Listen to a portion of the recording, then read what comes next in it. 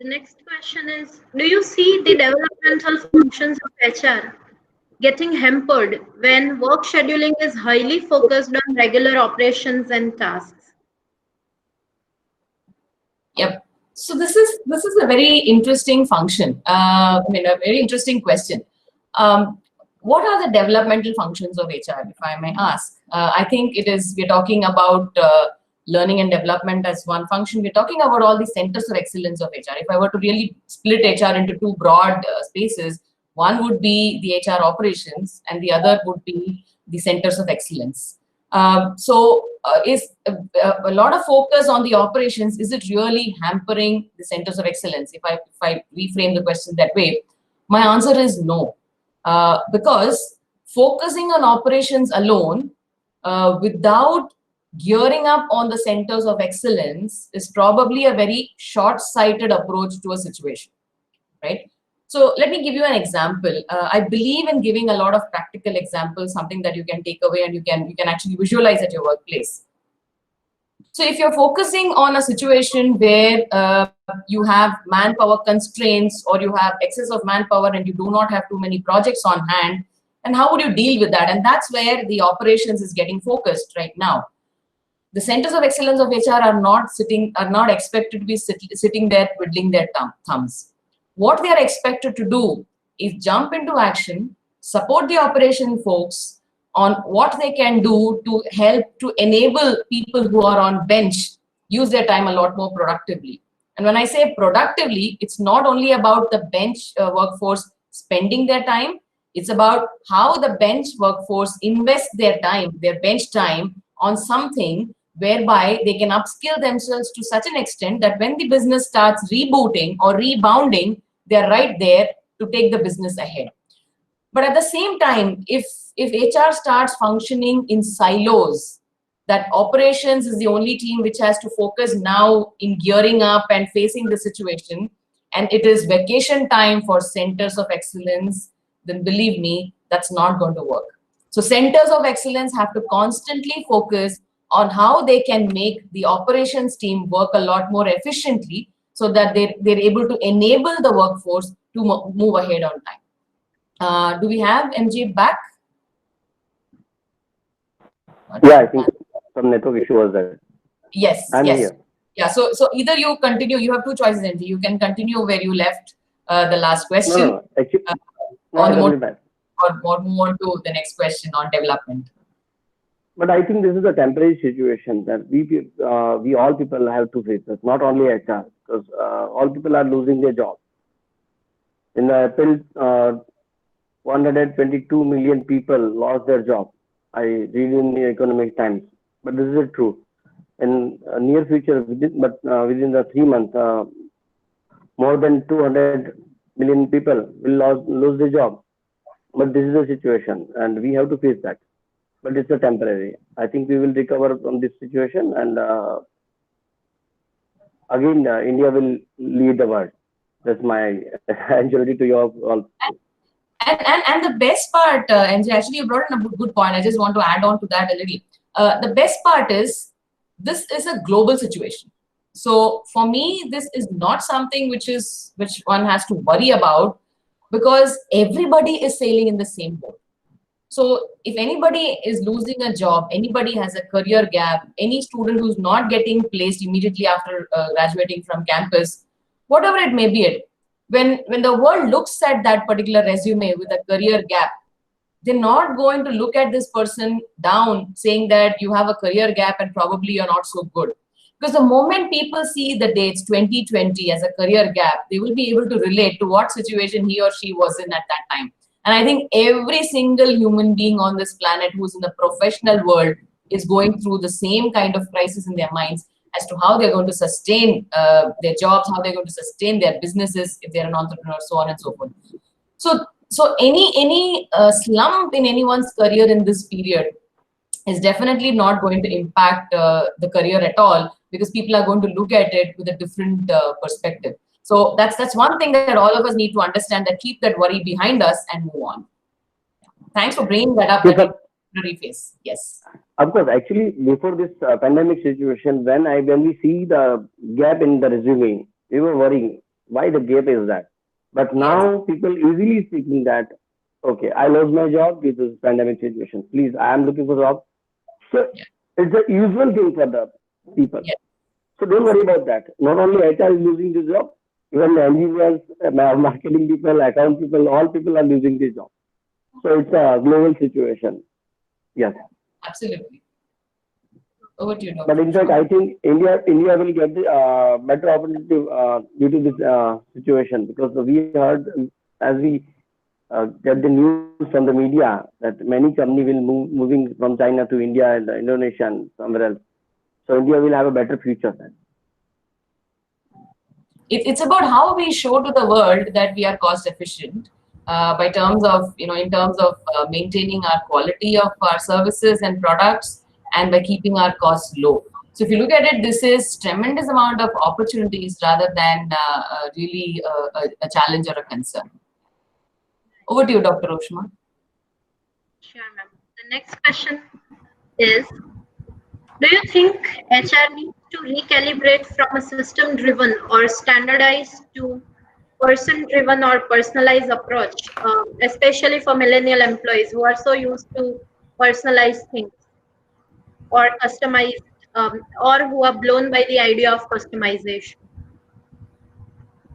I will have MJ, our millennial, to answer this, and then I'll come.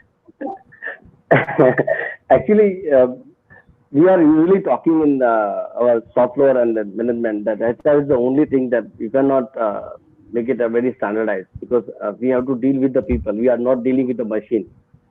So there is no any system for the dealing with the people. Everybody, in Gujarati, we are calling that tunde tunde matir vinna. Then every people has a different mindset. So HR has to deal with a different mentality. So in the you can see that there is a very specific design that how you deal with the people. But yes, definitely it's a challenge for the HR body, that how they are taking their employee. Yeah, Harini, you want to add? Yes.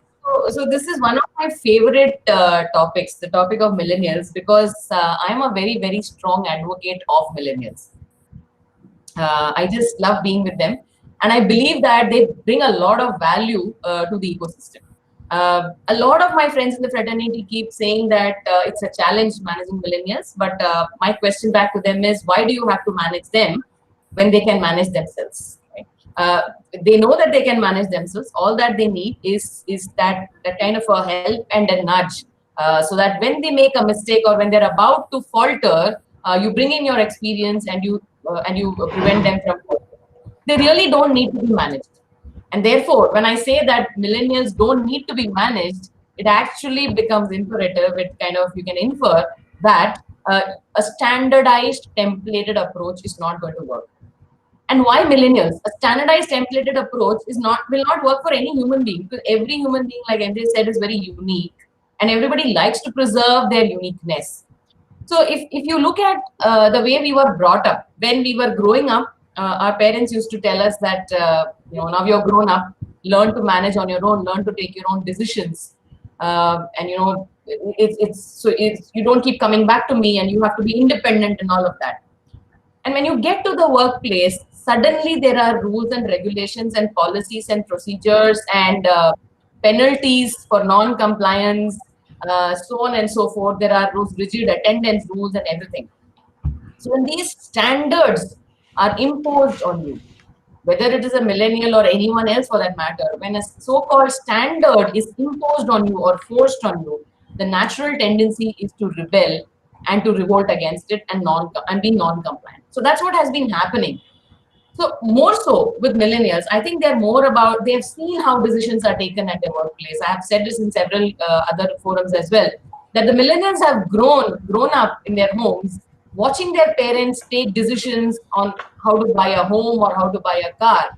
And they have been passive observers of the decision-making process.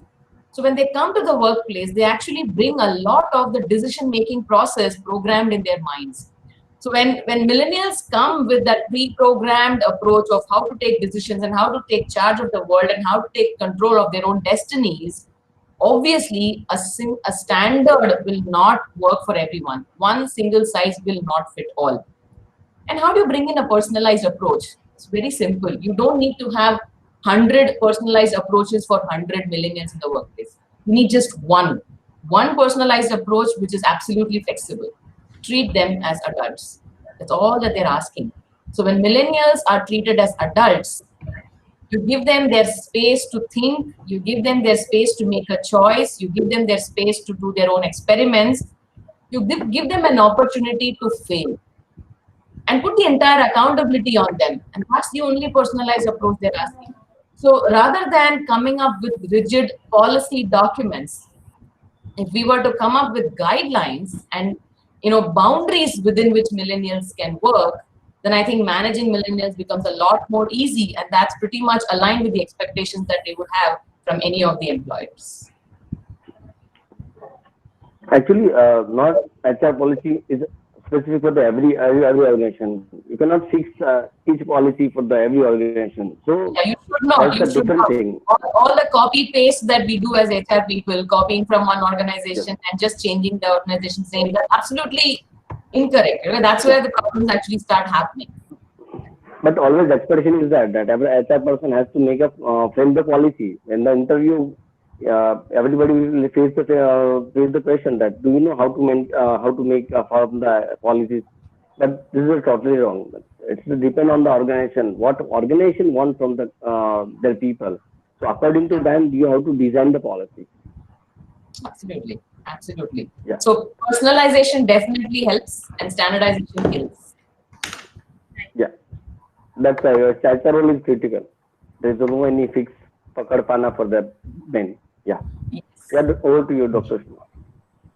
Yes. Our next question is: can work culture be preserved or enhanced in the situation? What will be the long-term implications of this pandemic on the work culture? MJ, should I take this or you want to go first? I would like to first. Sure. See, this situation teaches a lot. We were not using the technology. We were not working from the home. We didn't have a work from home culture, and now the situation is going a very lot different. Management is showing the trust on their employee. They can work from the home, and the second thing is people are ready to work from home. So it's a completely different thing which we were not expecting before 3 years. So situation is always teaching us that HR people has to enhance themselves. They have to come with new expertise. They have to build their skill. As rightly mentioned that earlier, HR role was for the PR, and then after for the compliance handling. Now the role of business. Now the role is a business partner. Now we will work as a HR analytic. Even we had a session at BR same college on HR analytics. So situation role is changing a lot. So culture, it will be depend on the competency. Now I recently read somewhere that Google will hire on competency, not on the degree. So it may be changed that for the HR, and even you can see that so many people are in HR without that professional degree. It's not necessary that MBA person will be only given HR. Of course, BE, BTech, and other people also can join the HR. HR is a skill set. It will be not related with the degree, and people will like to go with some certification course. He will join. So degree will be not matter in future. Everybody should not have to go school or college. They will learn from this online distance. They will do some certification course, and this thing will impact a lot in the business in future right now. Yeah, Arini. Yeah, so talking about culture, what exactly is culture? Culture is the culmination of behaviors, beliefs, values, and whatever people bring themselves to the workplace. That's what culture is all about. So the pandemic situation has actually turned the world upside down. Kamlesh Bhai also mentioned that. I think it's actually turned the world upside down. We started looking at everything in a completely different perspective. So what's happening is it looks like a new culture is going to show its face right now as we emerge out of this pandemic situation, and hopefully that will be very soon. And what is that new culture going to be? To my mind, the new culture looks like something which is going to actually be built on layers of trust, as I call it, because people have started realizing that work from home is possible.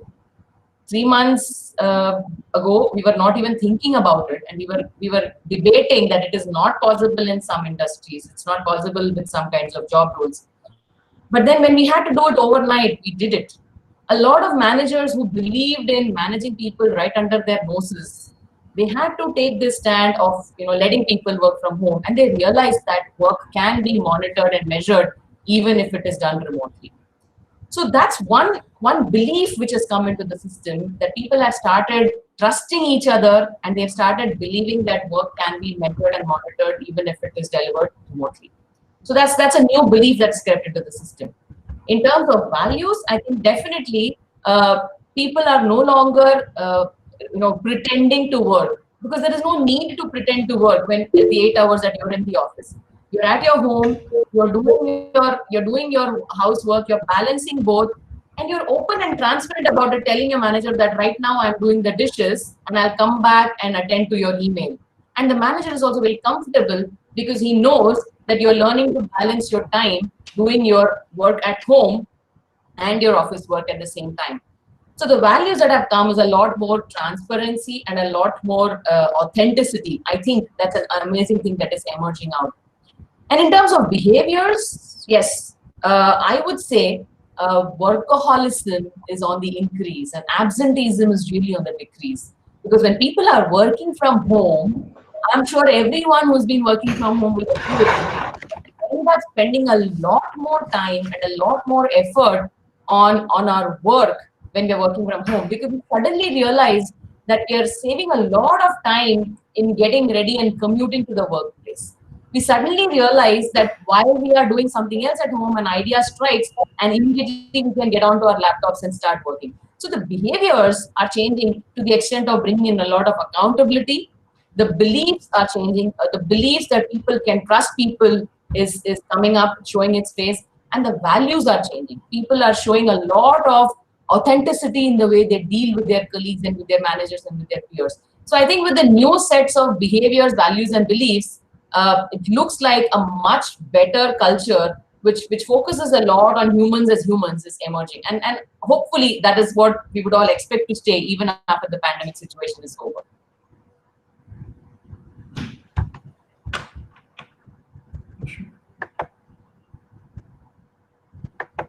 So we have a question from Haley. I thought, Dr. Ushma, is it okay if we take that question right now, because it is relevant to what I just spoke?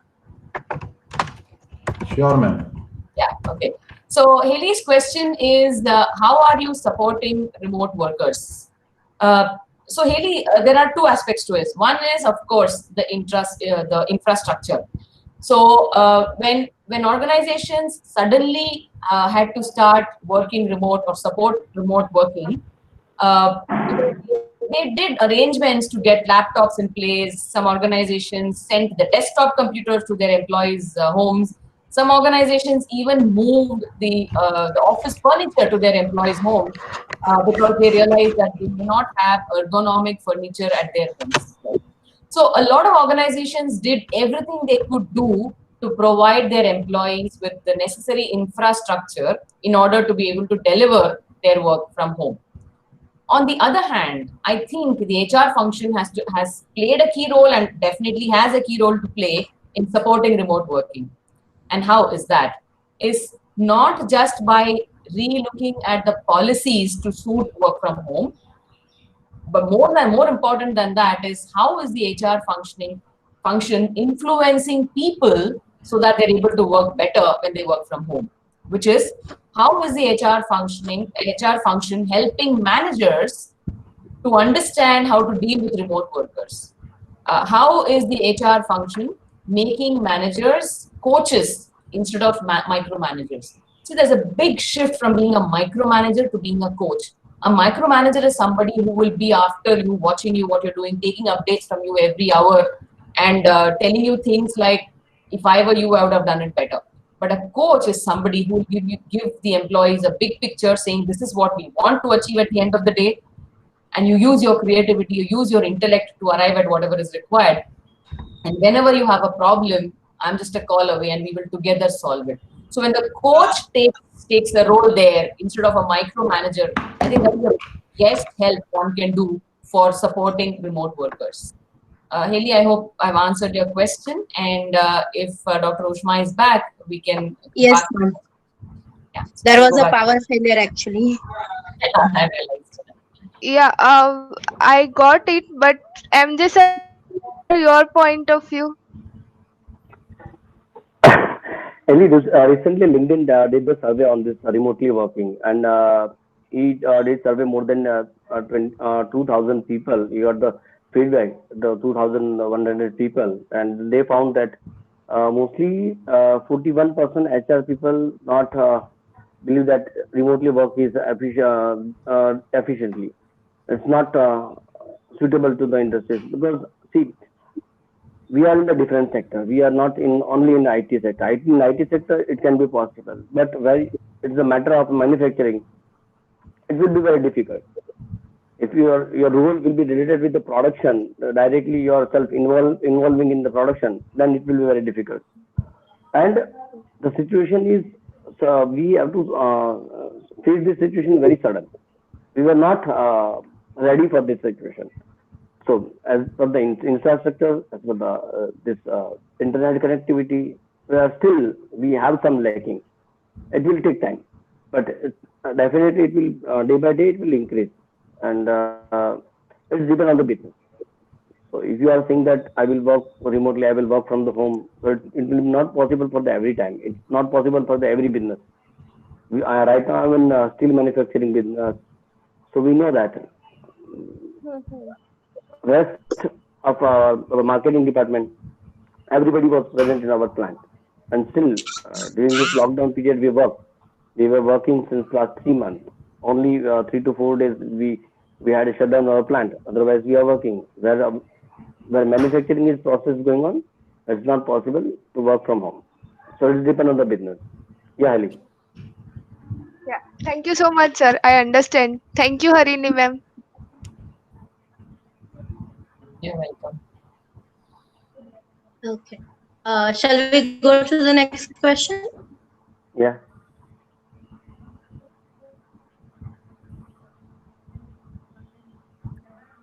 How do you see the strategic role of HR emerging in the near future? Please, Harini. Yes, okay. Yes, sir. How do we see the strategic role of HR Emerging, yeah. If you ask me, HR's role was always meant to be strategic. What we have done in our journey of HR is we have made ourselves a little redundant, and I would actually subscribe to what Mr. Vineet Nair said, that HR has taken a very pessimistic approach and has taken a lazy approach to things, and we have forgotten that there is a strategic aspect to our roles. And we have been focusing a lot in supporting the business.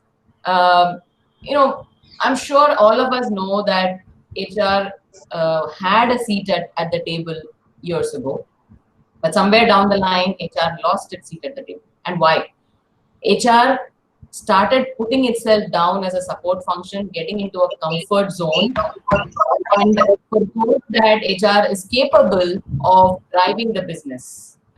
How many of us HR folks, I'm sure, we keep saying that we want to be part of the decision maker. But how many of us really say that we want to be the decision makers? Now that's the difference.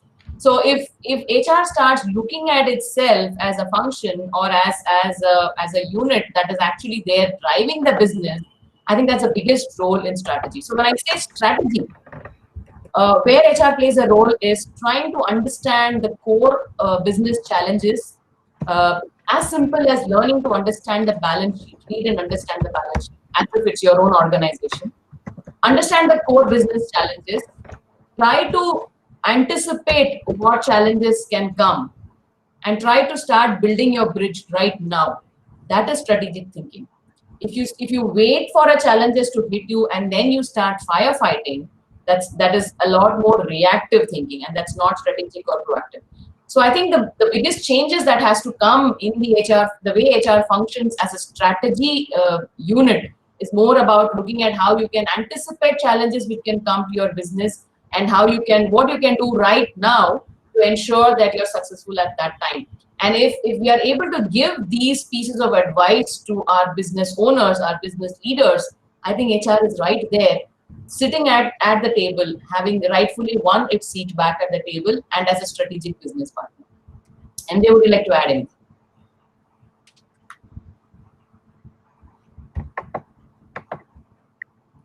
I think it is not there. Okay. Okay, if Dr. Ushma is there, then we should move on to the next question.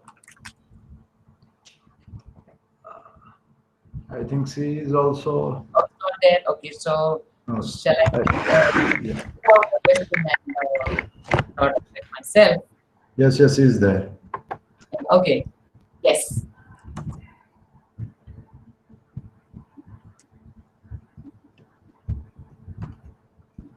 Can't hear. Right? Anyway, so I'll take this question. Some states in India have almost eliminated labor laws. And what are the views on its impact on employees, HR department, organization, and society in the long run? This is a very, very interesting question. And before we make a statement as to some states have almost eliminated labor laws, I would actually want to go back and ask myself why. It's always good to understand the intent behind such changes that are happening in the labor market. Almost all the labor laws are archaic. And they may not be very relevant with the speed with which the industry is progressing and with the speed with which the revolutions are happening. So that's probably one reason.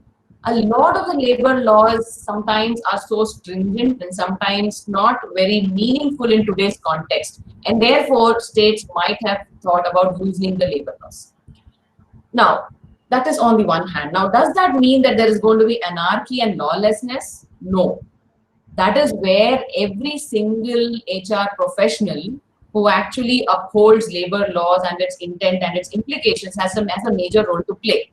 So if each one of us starts looking at the intent of each of those laws and reinventing it to make it relevant in today's times, I think we bring in a lot of positive impact, a lot of positive impact to the business outcomes itself when we start repackaging those archaic laws and making it relevant to today's business. So if you see, there is going to be no chaos or anarchy if labor laws are made obsolete. It has to happen sometime, and that's how it gets reinvented. But at the same time, you have HR practitioners in every organization who will uphold what is right and what is just for the business as well as for the people. HR practitioners will continue to do their roles a lot more efficiently in the absence of laws that are imposed on them, and manage the balance between being the business representatives and the people champions. So if you look at it overall, the picture is that even if labor laws, suppose, one fine day the labor laws are all made obsolete and they don't exist at all, still with HR practitioners being in the fray, I think a lot of stability can be brought in the business, and a lot of rationalism and transparency can be there in the business, which actually takes the business way ahead. Right. Very.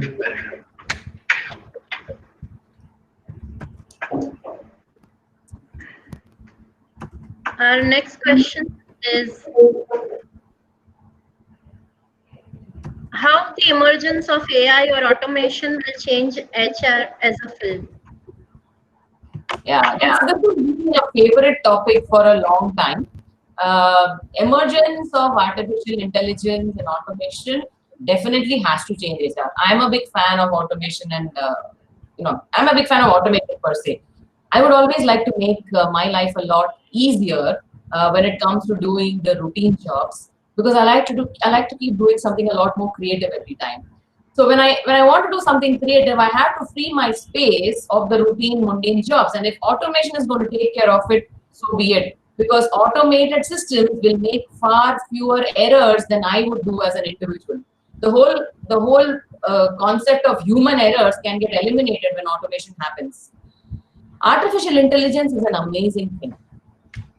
And take it from me, artificial intelligence is not something that gets built overnight. It gets built, it becomes more and more intelligent. The intelligence develops when you start giving in a lot of historical information and trends and patterns.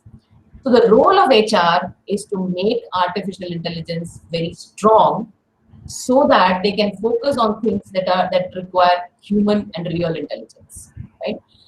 So let me give you an example again. I did an intern project. I picked up a bunch of interns from Delhi, and they worked on a project with me, and it was an HR project.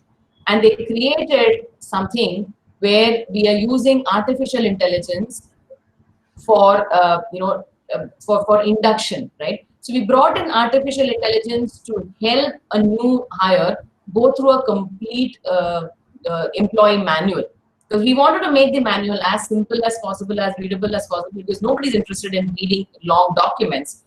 And we brought in artificial intelligence to help us design that. And how did we do it? What was this artificial intelligence all about? It was a collective intelligence from a whole lot of employees who had joined the organization, who are still with the organization, who have left the organization, who are planning to leave, so on and so forth. So we did tons of interviews with them, and we collected a whole lot of behaviors which went into the chatbot. And that is how artificial intelligence actually enabled us to come up with a much better, a much more effective way of induction or onboarding rather than the traditional way. So would you say this is an HR internship project, or would you say this is a digital enterprise internship project? It's actually both, because you're using the functional expertise of HR, you're using the human intelligence to build a very intelligent chatbot or a very intelligent artificial intelligence bot to serve the community back. So I think the role of HR now is to build much more intelligent bots to be able to do a lot of the routine jobs in a much more efficient way than humans, eliminate human errors, but constantly keep feeding intelligence into the bots so that they are out there enabling HR to function better, enabling HR to bring the human back into HR. Mahendra, would you like to add something? Thanks to AI, otherwise HR will be not unable to become a HR business partner. HR will not become a HR analytic role. So artificial intelligence is playing a very vital role in that. Absolutely. By that, yes. Otherwise, we will be still we were in this personal department. Still, we are using some Excel sheet or like that. Right now, we people are used to with SAP. We are used to with so many software, which is helping us to create something new, which is giving a facility to get data analysis, and the data analysis will create an impact on the business. Otherwise, it would not be easy like that. So thanks to artificial intelligence, which is give a wonderful opportunity to all of us. Yeah. Somewhere on the similar line, we have our next question, which says that big data or machine learning is vital Sorry, Ishma, can you repeat? as it empowers. Big data or machine learning is vital as it empowers business analytics to reduce uncertainty. My question is, does HR analytics effectively predict human behavior in an organization? Yeah, this is again. Yeah, please. Yeah, so I just wanted to just add my perspective, and then you can add on, MJ. HR analytics definitely can predict a lot of human behavior. Human behavior is not something which is unpredictable. And it is not something which cannot be channelized as well. So the role of HR analytics is not just to predict human behavior, but also to change human behavior. Okay, so if you have a lot of information with you, and if the analytics is providing you with a lot of beautiful slices and dices of the data that you have, you're anticipating certain amount of let's say attrition, because that's the easiest one to do and we're all familiar with it. You're anticipating certain amount of what do you say, unacceptable behavior and all of that. I think analytics is something which will help HR function to not just predict the behavior, but also give us enough room and enough advance time for us to go and do things to change that behavior. Because it's required for organizations to constantly keep observing behavior, because behavior, as I said, is an integral part of the culture. So where there are values and beliefs, if the behaviors are not helping the organization to move ahead, it's not giving them their edge over the others in competition, then it's a sad story. So I think definitely analytics, not by predicting behavior, it also gives enough room, enough time in advance for people managers, for the people function to do things, to come up with interventions to nudge the right kind of behavior and to curb the inappropriate behavior. So I think it has a major role to play in terms of looking futuristic.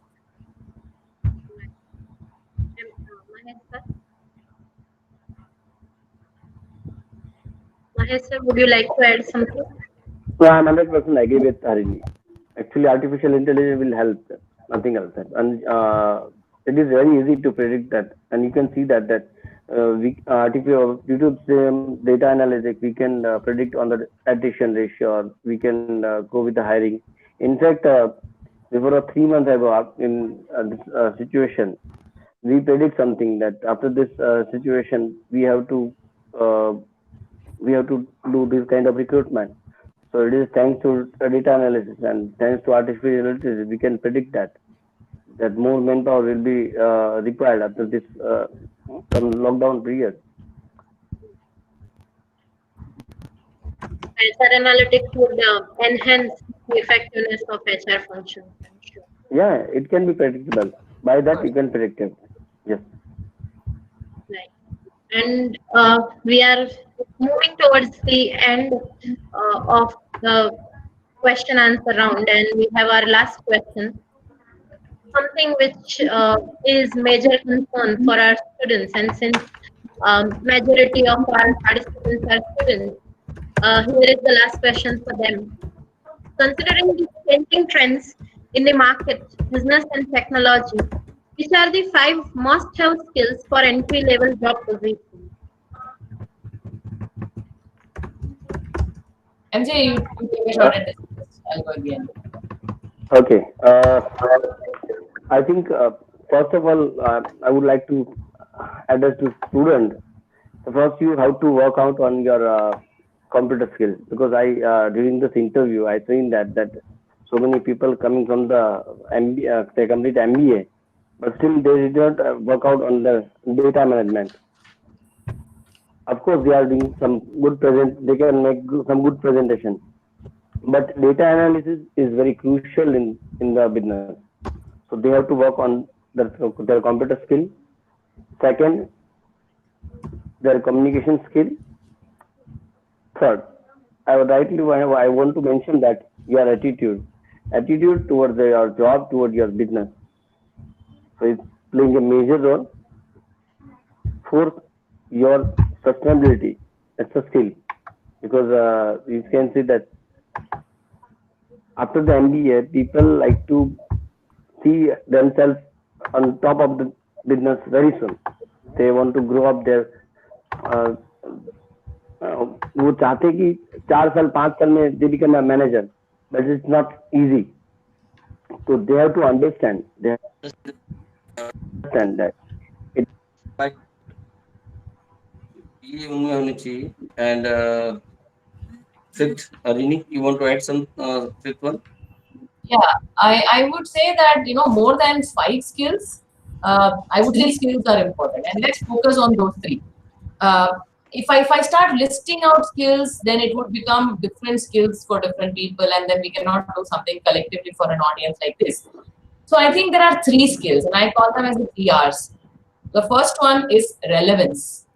So look at what you want to be 6 months down the line. Don't look at what you are today and build skills for it. Look at what you want to be 6 months down the line and try to see what are the skills you need to take yourself there, and try to develop those skills. And by the end of 6 months, you would have already reached there with those skills. Right? So that's how one keeps oneself relevant. So relevance is the first skill. The second one is resilience. Now, when you are trying to push yourself to your next best level, there is bound to be some stones on that path. It is not going to be easy when you're pushing yourself to your next best level. When you're in your comfort zone, it's fantastic. But आप जब घर से बाहर निकलोगे and you're trying to move yourself to the next level, you have to walk on a path of stones. You may fall down. Every time you fall, the greatest ability for you to stay ahead is to bounce back. And that's what is resilience. So I think resilience is necessarily to be practiced as a life skill. More so for the student community, I speak this from my heart. Every single student who reaches out to me gets priority, even at the middle of the night if I have to, if the phone rings. This is simply because I see a lot of students getting frustrated about not knowing how to deal with situations and how to deal with all failures. And that's particularly important. I'm also touching upon a question which has just come up on mental health from Rima. It's very, very important that each one of us starts building the skill of resilience. If there is life, there are going to be hardships, and it's up to us to bounce back. So the second skill is resilience. And the third one, the third R is reinvention. Please understand the world is constantly changing, and it's constantly, it's extremely dynamic.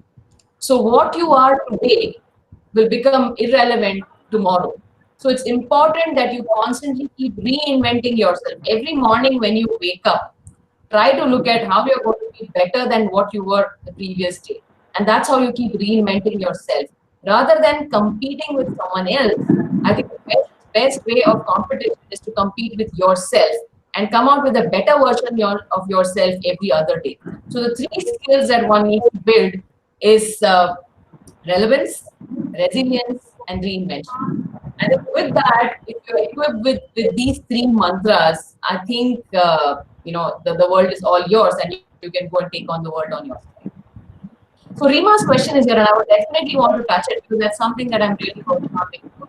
Maintaining health and wellness of workers is productivity high, but mental health also has an impact on performance and issues which are cognitive nature. And how can HR address mental health?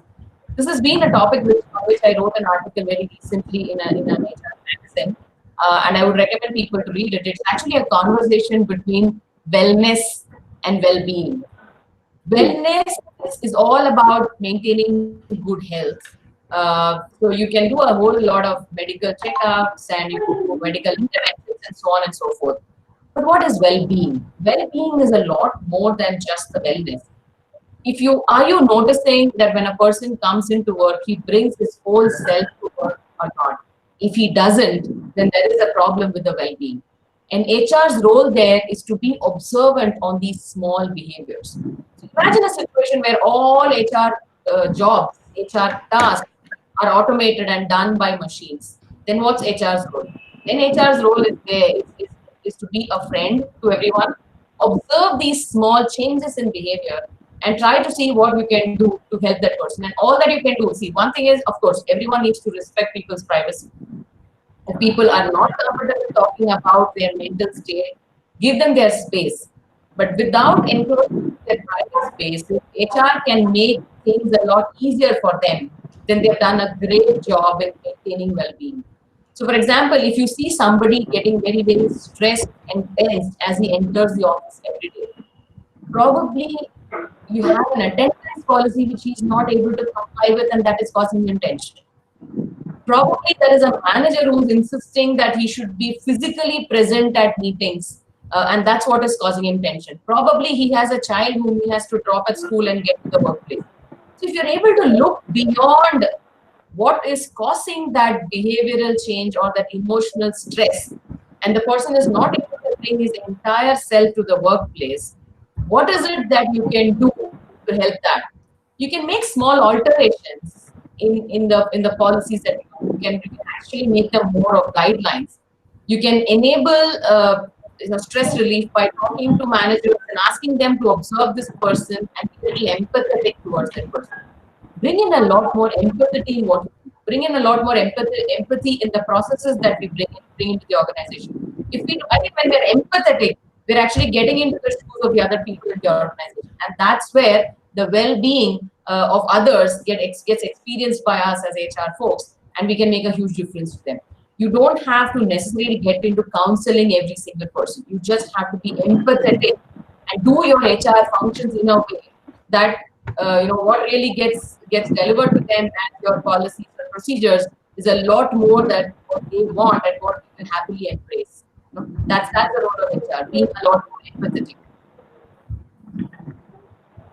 I think HR role is become a counselor. Earlier, what we were doing, it was a past. Now we have to work on counseling. We have to work on mentoring. We have to work for them motivating. So wellness to the well-being. It's a time to move on. We have to think about the wellness and as well as well-being also, because if employee will not physically and mentally will be present at your home, at your business, then you cannot get work as you want, as a businessman wants. So it's a crucial thing for the HR. Yes, Jayeshi. Would you like to add something, Jayesh? No. What you said is very relevant, and I think what Ms. Arini took up about empathy is very important. When we are in the era where mental health related issues are increasing, one of the most important thing is approach and intentions to support. If we are interested in supporting our staff, or our attitude is to support our staff and readiness to take a back step and put our employee first, I think it would go in a long way to helping our employees who are suffering from these issues related to mental health. Actually, we are very thankful to you for agreeing to address our students and answering these questions. Dr. Ushma had developed a very good comprehensive question sets where it moved from pandemic and current comments of industry leader like Vinit Nair to issues of technology and changing technology, where I very much agree with your comment that technology was there, but still people in India were not realizing that we'll be able it can be possibly used in India, like work from home was never thought of it. And the moment this pandemic has come up, people have readily accepted it. So human resilience, the important quality Madam Harini picked up, I think it is very important. Apart from direct skill sets, in this indirect three skills which he talked about is absolutely important and worth inculcating. Things related to relevance, resilience, and reinventing self. We also talk to our students about this, that one thing which you need to adopt is your self-learning capabilities. If we want to make progress, one has to learn and self-learn, because once you are out in industry, nobody is going to teach you, but you should be able to relearn things. So yes, we are extremely thankful to you for providing very relevant learning to our students and helping them to understand what's going on in industry and how the approach should be. I think one student has raised one question. There's a question. So one thing is, I would still encourage students to keep asking questions even after this. I'm always reachable, and I'm sure so is MJ. No question has to go unanswered, and that's one commitment that I'll keep. So Prerna's question here is, a lot of employees do not adapt to changes because they have become way too comfortable with the situation they are in.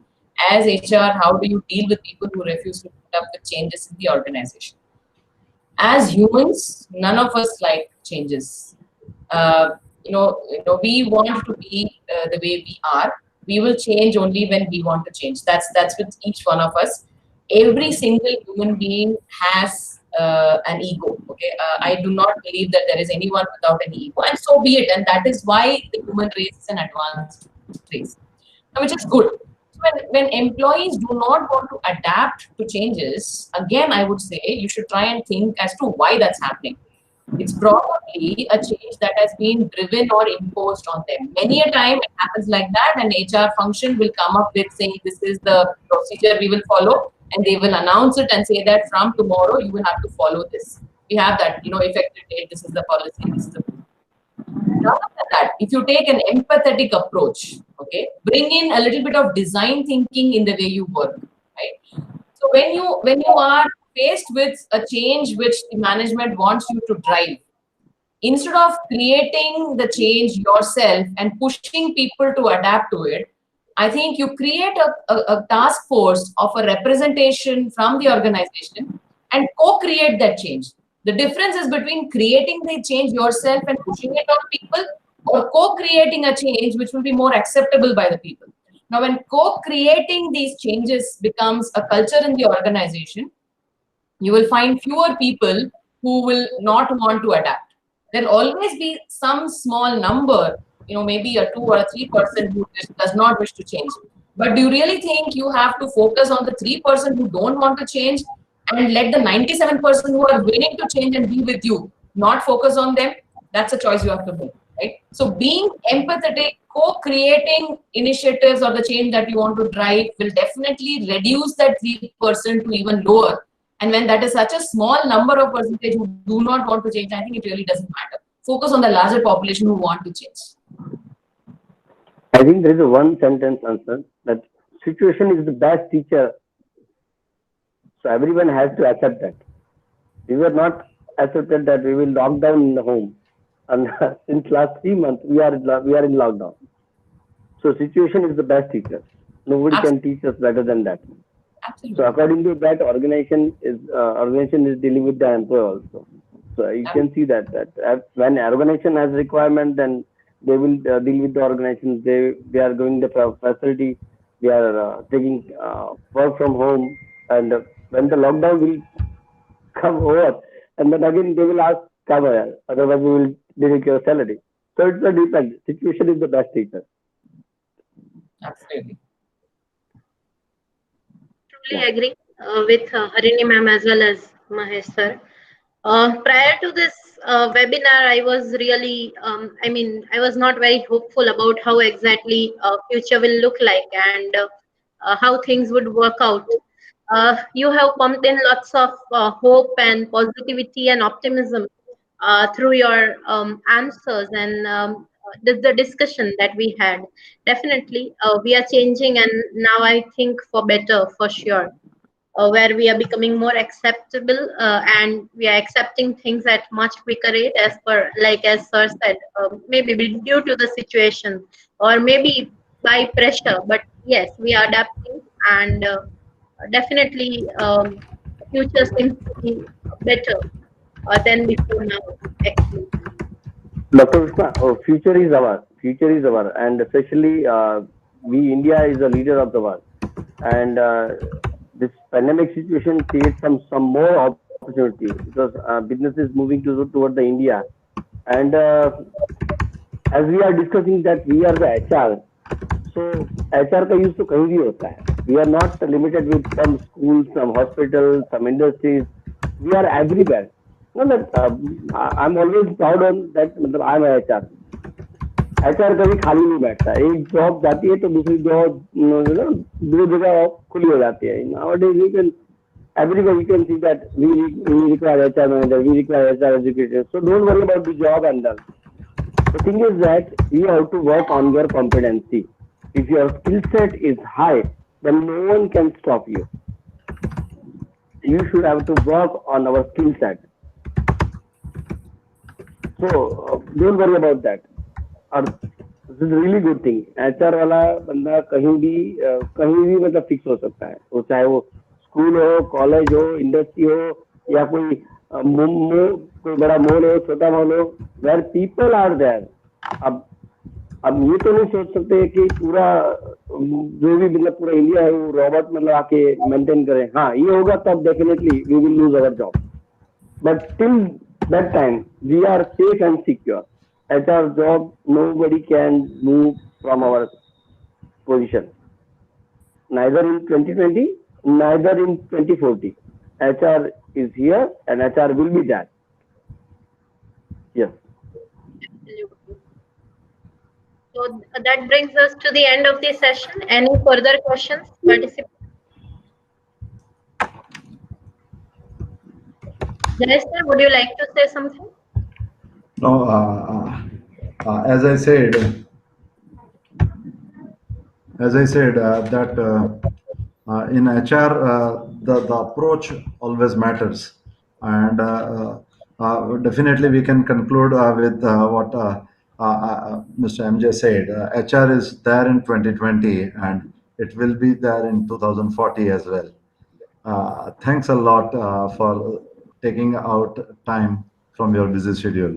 We understand that this is a very important time for people in HR, where so many changes are happening, and people from HR are championing these changes. So great having you, Madam Harini and Mr. MJ. Thanks a lot. Thank Thank you so much, sir. Dr. Mushma, Kamlesh Bhai, and especially also MJ for having me here. It was, I thoroughly enjoy spending my time with students, and this has been equally enriching. And my commitment, I always leave with a commitment saying students are priority for me, so feel free to reach out. I'm very, very easily reachable on LinkedIn. So that's the medium I use most for sharing thoughts. So feel free to reach out, and I think every single question that comes to students' minds needs to be answered at the right time, because that's how you guys will take the right decisions in your careers and lives. I'm committed to it. So I just want to leave with this parting note that drive your own destiny. Do not leave destiny to drive you. And of course, stay safe for a few more weeks to come. Thanks a lot. This is the second time when I'm connected with BRCM college, because yes, actually earlier we held one weekly session for Yes. At that time Dr. Usma facilitated us. It was a very nice experience, and this was the second chance where I'm just connecting with your students. And in future, so whenever your college, your students required any help from any industries, definitely we have a very large group at Surat. We are ready to facilitate anytime. If any question, any doubt, then you can reach out to us. Yeah. Thank you very much. People in industry, those who are providing a helping hand to our educational institute, is a very important thing for us, and we are really indebted for your help for this. Thank you a lot, and definitely will look forward to be in touch for a longer duration.